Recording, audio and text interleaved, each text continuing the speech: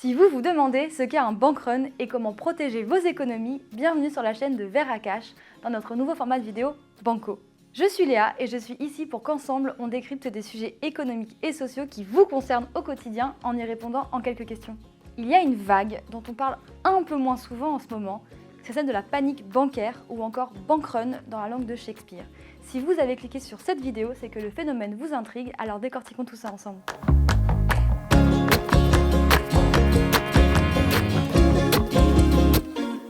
Qu'est-ce qu'un mouvement de panique bancaire? On se souvient tous de ces images de files d'attente gigantesques en Grèce en 2015, en pleine crise de la dette. Les Grecs s'étaient alors rués vers les guichets des banques pour récupérer leurs économies et plusieurs milliards d'euros étaient alors sortis du circuit bancaire en seulement quelques jours. Certains Grecs ont alors ponctionné toute leur épargne pour la mettre ailleurs, créant une fermeture imminente des distributeurs et des banques à cause du mouvement de panique. Et finalement, c'est ça un bank run. C'est un mouvement de panique de la population pour tenter de sauver ses économies d'une possible insolvabilité des banques. Mais alors, à quoi ressemble une panique bancaire? Déjà, inutile de préciser que les individus sont assez peu rationnels lorsqu'il s'agit de leur propre argent. Mais malheureusement, cela peut engendrer des conséquences quelque peu désastreuses. En effet, en 2007, la banque anglaise Northern Rock a subi une fuite massive de clients après avoir demandé un prêt d'urgence à la Banque d'Angleterre. Et cette fuite a précipité la faillite de la banque qui a par la suite été nationalisée. Aussi, dans certaines situations critiques, il peut arriver que les banques se servent sur les comptes des épargnants pour éponger leurs dettes. Et oui, c'est déjà arrivé dans le passé. Et là, je vous dis bienvenue à Chypre en 2013 où les banques du pays ont fermé leurs portes pendant 12 jours et les comptes bancaires disposant de plus de 100 000 € ont alors été gelés pour éviter une fuite massive des capitaux. Aussi, si vous étiez chypriote et que vous souhaitiez à ce moment-là faire un dépôt de 100 000 €, alors 47% de ce dépôt était converti de force en actions de la banque. Lorsque les banques ont réouvert, les chypriotes étaient autorisés à retirer 300 € par jour et par personne. Les virements vers l'étranger, quant à eux, étaient plafonnés à 5 000 € par mois et par personne. Et cette réglementation n'a été levée que 2 ans plus tard.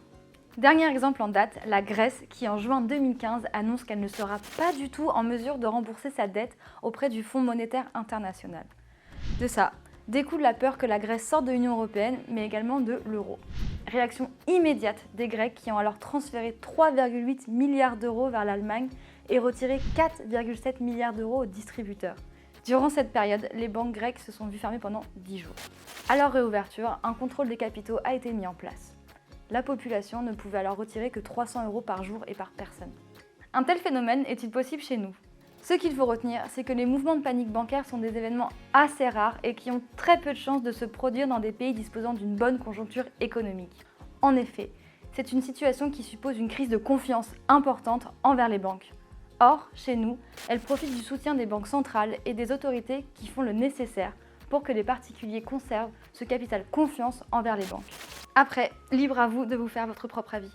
Mais attention tout de même, nous avons encore tous en mémoire ces faillites dites impossibles, mais qui dans la réalité... Et là, je ne peux m'empêcher de penser à la tristement célèbre banque Lehman Brothers aux États-Unis, qui a en partie causé la crise des subprimes et l'effondrement du marché immobilier dans tout le pays, avec des répercussions mondiales. Et comment oublier ces Américains ayant perdu toute confiance après avoir appris que leurs économies de toute une vie s'étaient subitement envolées, comme si elles n'avaient jamais existé. Et là, on ne peut s'empêcher de se demander si un jour ça ne sera pas notre tour. Heureusement, depuis la crise de 2008, de nombreuses mesures ont été prises par l'Union européenne pour tenter de limiter fortement ce type de désastre. Parmi ces nouvelles règles, on en trouve une qui stipule que les dépôts des épargnants sont garantis en cas de défaillance de leur banque par le fonds de garantie des dépôts et des résolutions à hauteur de 100 000 € par personne et par établissement. Cependant, il y a fort à parier qu'en cas de faillite d'une banque française, même moyenne, ce fonds ne suffira pas. Si on prend l'exemple du Crédit Mutuel, 5e groupe bancaire français, son dernier rapport financier semestriel montre un encours des dépôts bancaires s'élevant à 408 milliards d'euros. En cas de faillite, le fonds de garantie ne couvrirait plus que 1% de cette somme. Même en comptant les fonds propres comptables de la banque, ce sont malgré tout 90% des dépôts des épargnants qui seraient définitivement perdus. Et on est d'accord, ça rassure pas trop. Et là, je ne vais pas m'étendre sur le sujet de la garantie des dépôts, on vous en parle dans le détail dans un article de blog que je vous mets dans la description. Aussi, je tiens également à vous rappeler que depuis le 1er janvier 2016, les comptes bancaires dotés de plus de 100 000 € pourront être prélevés pour contribuer au sauvetage de leur banque, selon une directive européenne transposée en France. En gros, en cas de faillite, les établissements bancaires auront 3 possibilités. Se tourner vers les actionnaires, puis les créanciers et, en dernier recours, les épargnants. Et de là, plusieurs solutions s'offrent à vous. Commençons par celle de dernier recours si vraiment vous n'avez pas eu le temps d'anticiper. Et là, je parle du retrait dans un distributeur. C'est une solution qui dispose de plusieurs inconvénients. D'une, vos retraits seront plafonnés. De 2, vous ne pouvez pas voyager avec de grosses sommes d'argent en liquide. De 3, les paiements en liquide sont plafonnés. Et de 4, en termes de sécurité, vous avouerez que l'on peut faire mieux. Et ça commence à faire beaucoup, non ? L'intérêt dans ce genre de situation est d'avoir anticipé et d'avoir diversifié vos avoirs, mais surtout de prendre cette décision dans le calme pour ne pas céder à la panique. Alors, l'une des solutions peut être d'ouvrir plusieurs comptes à l'étranger, comme ça si à un moment donné vos fonds sont bloqués dans votre pays, vous aurez la possibilité avec votre carte de retirer les fonds de votre compte à l'étranger. Attention tout de même, ouvrir un compte à l'étranger s'accompagne d'obligations légales en France, comme déclarer ce compte à l'administration fiscale, bien évidemment. Et là, la dernière solution serait de transférer vos fonds dans des actifs tangibles, comme l'or ou les métaux précieux. Mais alors, comment sécuriser mon argent avec Veracash ? Pour ceux qui ne connaissent pas encore, Veracash propose un compte en ligne et une carte Mastercard gratuite adossée à des métaux précieux physiques et conservée en coffre suisse. Le principe est super simple, vous créditez votre compte Veracash en achetant des métaux précieux 100% physiques et certifiés LBMA. Vos euros sont ensuite convertis instantanément en grammes d'or ou d'argent. Et là, le système Veracash a été pensé pour être fonctionnel même en cas de crise. Des alternatives ont été mises en place pour que vous puissiez continuer à disposer de vos métaux précieux en toutes circonstances. Les avantages de Veracash dans ce type de situation reposent sur plusieurs points. En cas de fermeture temporaire des guichets automatiques, de suspension ou de limitation de retrait, vous pourrez toujours continuer à utiliser votre compte Veracash pour des virements de particulier à particulier ou de particulier à entreprise. Aussi, grâce à la carte Veracash, vous avez la possibilité de retirer dans les pays frontaliers car elle reste sans commission partout dans le monde.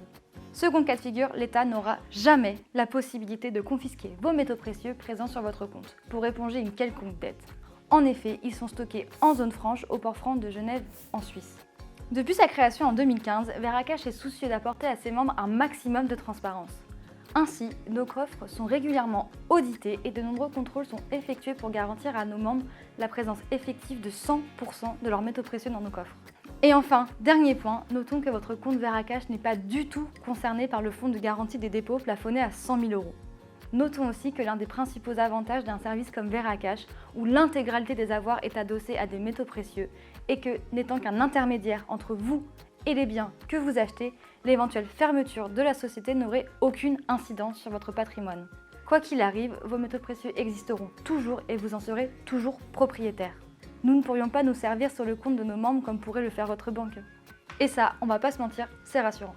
Voilà, j'espère avoir répondu à toutes vos questions sur le sujet des bankruns et de la sécurisation de vos capitaux. Si vous en avez d'autres, n'hésitez pas à les poster dans les commentaires. J'espère que cette vidéo vous a plu, n'hésitez pas à me le faire savoir en mettant un pouce bleu et surtout abonnez-vous à notre chaîne pour être tenu au courant des prochaines vidéos. A très vite!